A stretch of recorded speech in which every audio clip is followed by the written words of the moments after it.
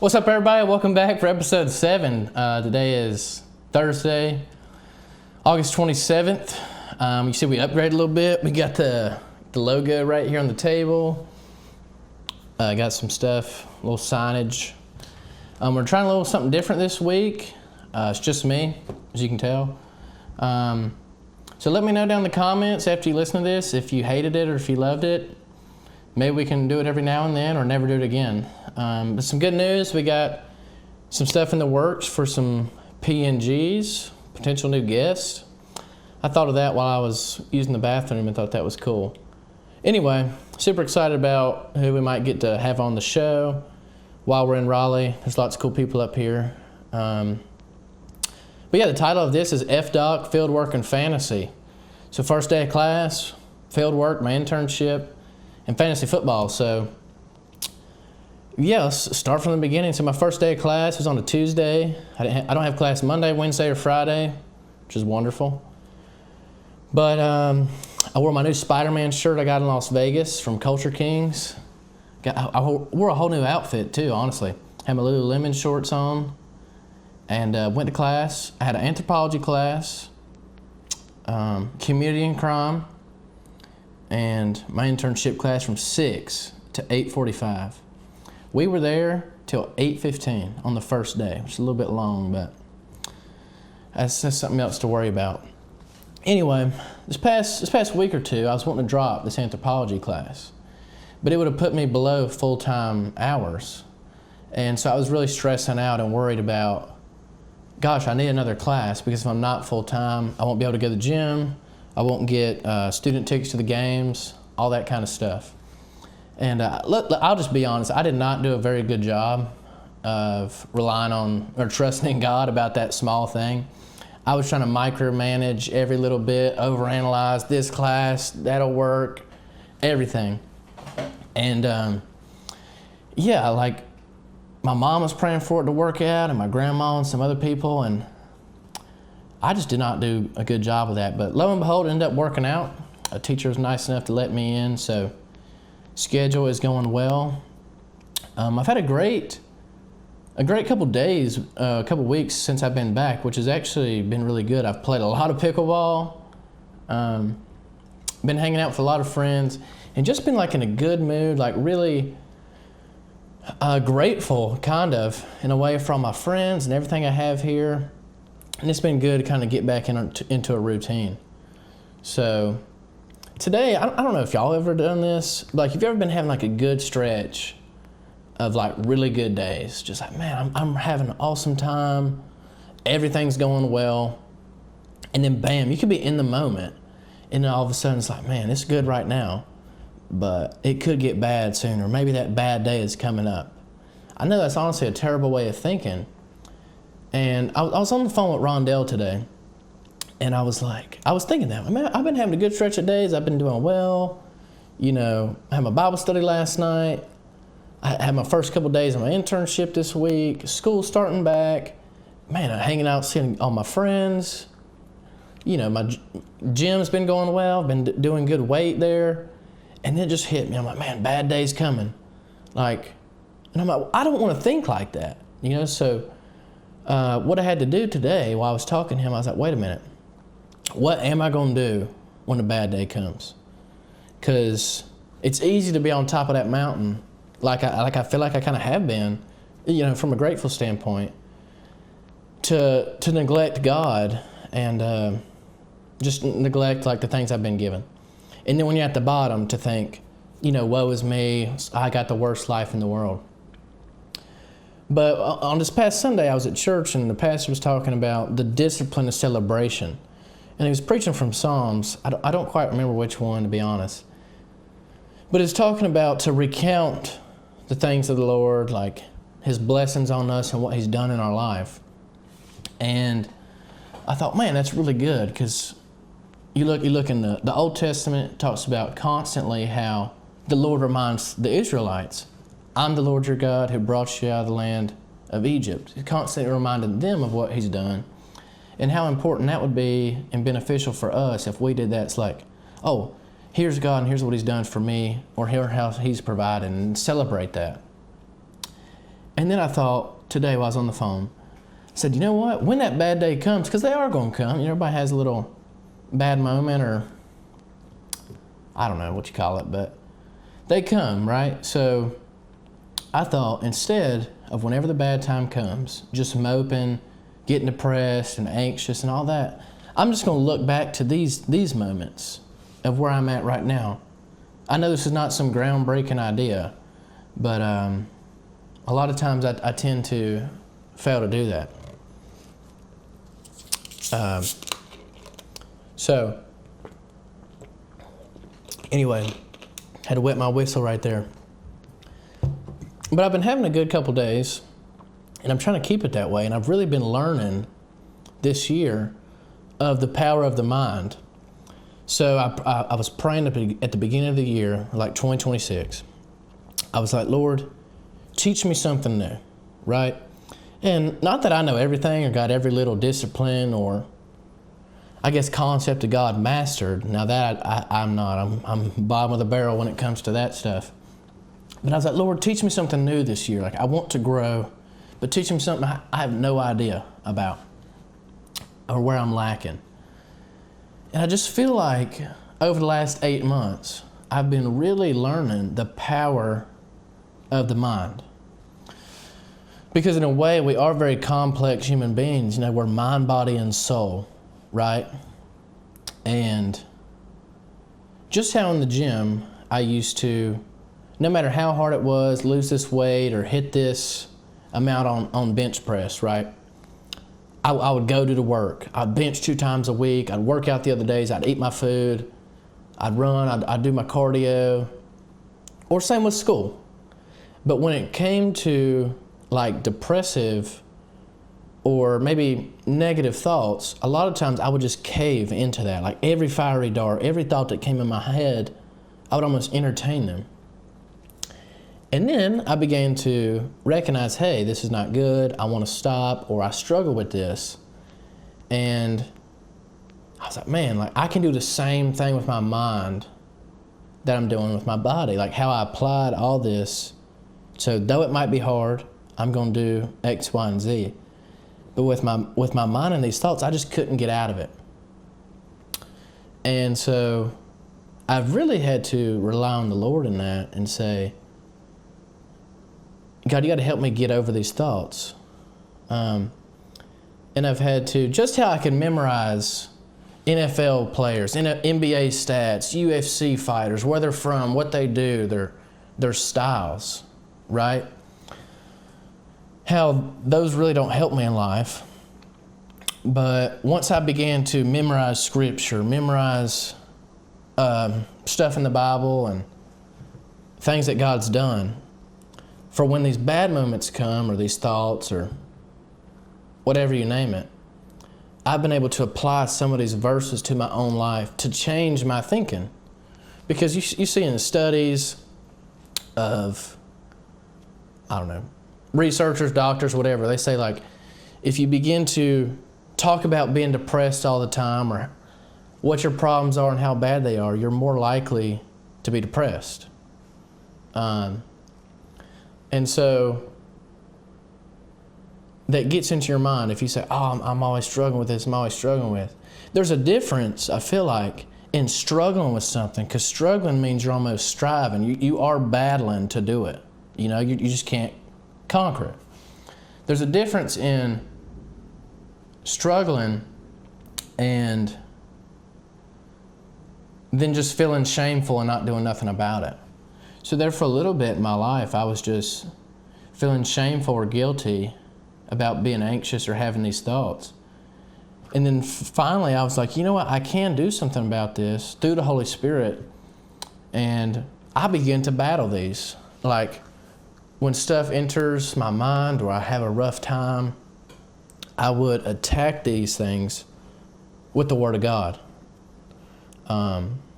Or Scripture, if you will. And that's been really helpful for me in just how, like, if there's an overweight person, they don't have to be like that the rest of their life. They can get a gym membership. They can start eating the right food. And they can change their body composition through time, dedication, and so forth. But it was almost like with my mind, I had just accepted this. But through time, reading the Word, memorizing, relying on the Lord, I've been able to improve and conquer some of these thoughts that kind of like held me bound. So I just figured I'd share that with y'all. I thought that might be kind of cool update on where I'm at. So I don't know what y'all think about that. But I started my internship with the Raleigh Police. On Monday, we had like some orientation, couple forms to sign. We took pictures for the website. I was actually front and center, kind of felt like a boss.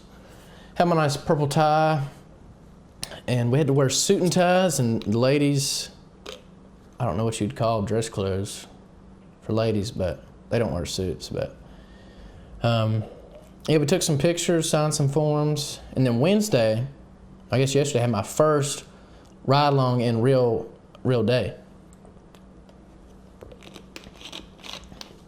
I was with the Spec Ops, the mounted unit. So I kind of saw what their day like. The mounted unit is like the officers that ride the horses and kind of patrol like the parks and the greenways and things like that. And it was really cool. And I learned through that there's a place for everybody. Not just because that's what the officer said that I was with, but you know, you have, like if you like horses, you can work with the horses and do such things. Or, you know, there's detective work, there's undercover, there's, I don't know, even if you want to work on cars, you can still work for the police or all kind of stuff. So I thought that was super cool. I think tomorrow I'm with the investigative division, so maybe we can hear about that next time I do another podcast. But I'm interested about that. I'm excited. And yeah, so last night I had my life group also, and it was really good. We had 25 people there, which is amazing for college-age dudes on a weeknight. We could be doing homework, out doing whatever, playing pickleball or farting around. It was cool to see 25 dudes all set aside the things of this world for a moment for 2 hours. We did kind of run long a little bit. Sorry, the soda's got me burping, so I hope that don't come up on here. But anyway, it was really cool because we're going through Daniel 1, and they had put a poll in the group chat of books we could read and go through for the semester. And it was Lamentations, 1 Samuel, Daniel, and Hosea. I voted for Hosea. I was like, man, Daniel, what is there applicable in Daniel? How are we going to break this down? We're probably just going to beat it like a dead horse. Like, there's not much substance here. That's what I was thinking. Now, I have not actually read Daniel all the way through on my own time, so there's probably a little bit of a bias there, but that was my thoughts going in. But last night, we get there, we read over it. Basically, it's talking about how, I wrote this down, hold on. Yeah, so this is directly after Babylon's first attack on Jerusalem. And the Babylonian king, Nebuchadnezzar, had searched for these servants that were fit and educated and, you know, strong. And Daniel and his 3 friends, whose names later gets changed to Shadrach, Meshach, and Abednego, to be conformed to this Babylonian empire. They were told to, you know, serve in the palace, but then they were pressured to give up this Jewish identity and eat the food of the king. And then Daniel was like, hold up. No, I'm not going to do that. And he was like, said to the chief eunuch, he was like, ask the king if I can eat vegetables and drink only water, and then test me after 10 days and see what happens. So finally they complied. Daniel and his 3 friends, they were 10 times better than the other servants who ate the king's food. And then they were elevated with wisdom and understanding, and God gave them favor for that. But I just thought it was cool that every time in group someone would bring something up, it was honestly something new that I didn't even think about, could really be pulled from the chapter. Like someone asked about the fear of the Lord, or someone asked about, what does this really look like for us where we're at? Because, we're not under the Babylonian king or empire right now today, as in me and my friends in my Bible study. So how could we be influential, or how could we stand up for our beliefs and God's practices and core values, or what have you, and be a light to others around us? Or other questions like that is just really, really good conversation. And a lot of stuff came up, and there were some good ties. If you look at Nebuchadnezzar, and let's compare him to Satan, right? Like, let's say those two. And then you have the Babylonian Empire, and then you have the world, like the sinful world that we live in. And how that is kind of pressured onto us, just like that was pressured onto Daniel and his friends to conform, to live just like them, and do all of these things. But how Daniel and his friends were bold and courageous and stood in their faith and trusted God that He would be with them, we can do the same thing. So, I feel like the college campus or the college culture is a great example of that, because let's see, the world promises, here's this fun experience you could have. Or, are you sure you don't want to be a part of this because it's better than what you're doing right now? And a lot of times that can be low-key a little bit tempting to me, and say, oh, maybe I should dabble in there and see what these people are talking about, or maybe I should go to this party, even though I don't really party, but I've thought about it. This was a long time ago. Or, I just want to be cool. That's just like that did get brought up last night. That a lot of the guys, whether they say it or not, everyone wants to be cool. And sometimes living for God and standing, firm in Him is not always the cool thing to do. It talks about you'll be persecuted for my name's sake.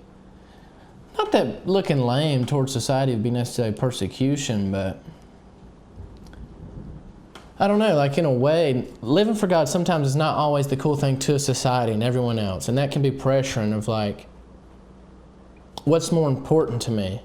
Looking cool in front of these people that may not even actually care about me, or standing firm, obeying my conscience, obeying the scriptures, and living for the author of life, the Creator who made me. You know what I'm saying? So that can be actually hard for me. I'm sure other people can agree, but that's kind of what we talked about last night, and it was good. Just one guy would say something, I'm like, dang, brother, preach it. It's cool to have 20 and 21-year-olds all coming together for a goal to get closer to the Lord, closer to each other, and grow and strive in holiness, because that's not very common amongst the world we live in today.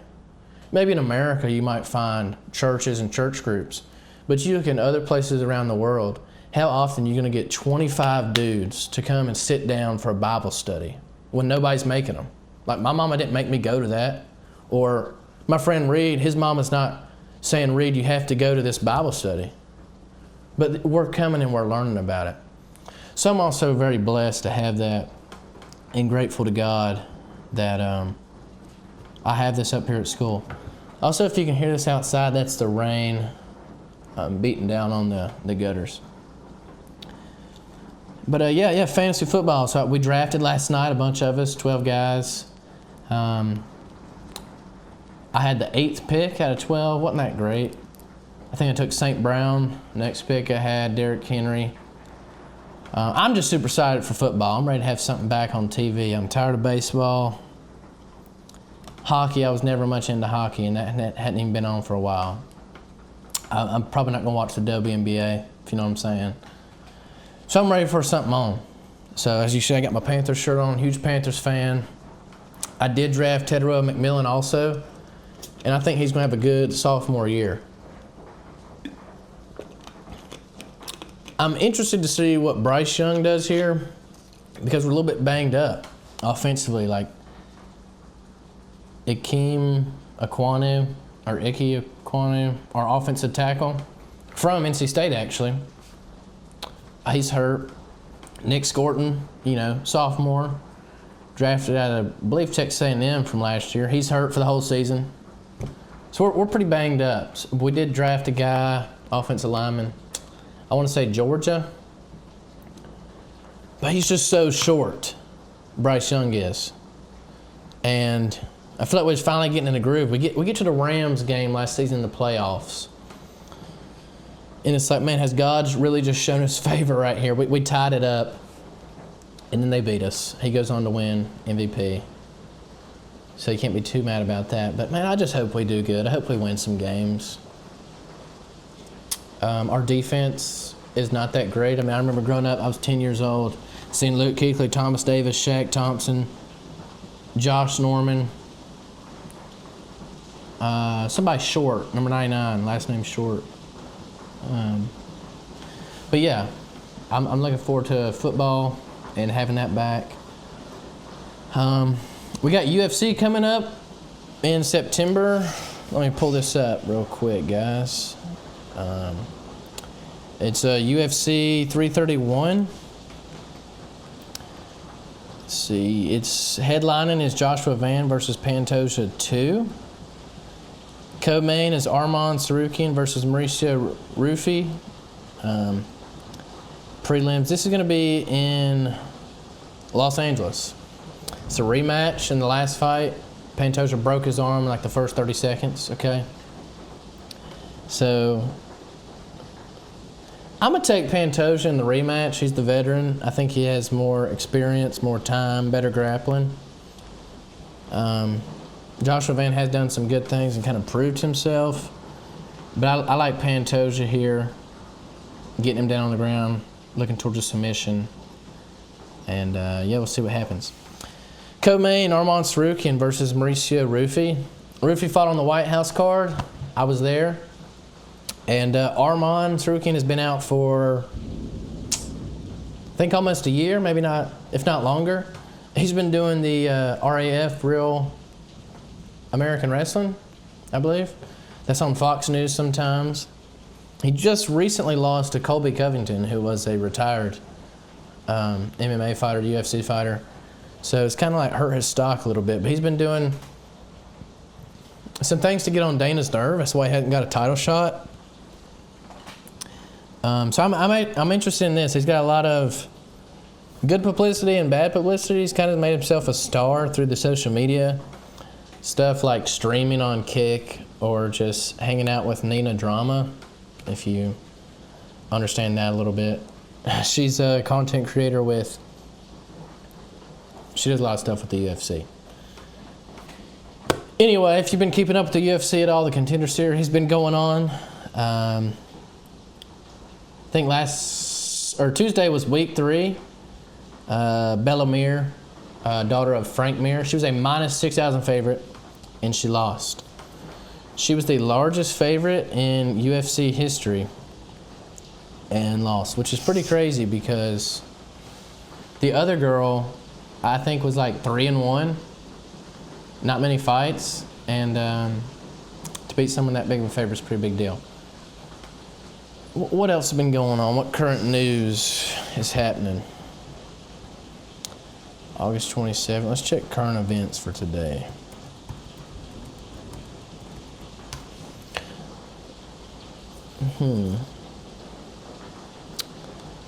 Yeah, it says right here on Google we got catastrophic floods. Over 1,300 missing in the Himalayan floods. Let's check this out on CNN.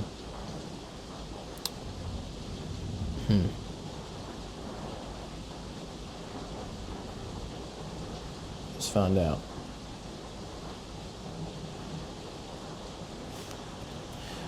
Anyway, guys, I don't know if y'all been keeping up with the Himalayan floods, but over 1,300 dead's a pretty big deal. And Nepal, it looks like. Deadly Nepal flood.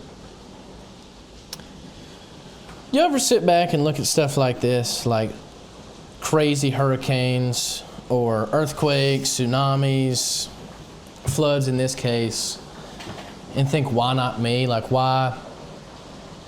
I mean, though a lot of stuff happens in America, but out of the chances, the percentages of being born in America, we have 8 billion people in the world.